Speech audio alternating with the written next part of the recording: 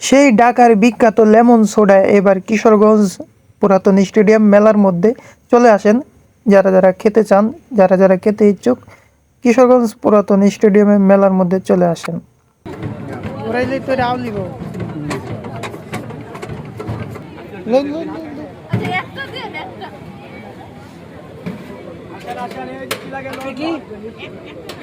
কি ফ্লেভার দিয়ে না ফ্লেভার সারা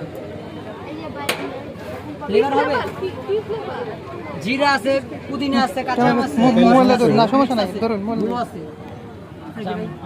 ফ্লেভার ধরুন দিতে দেয়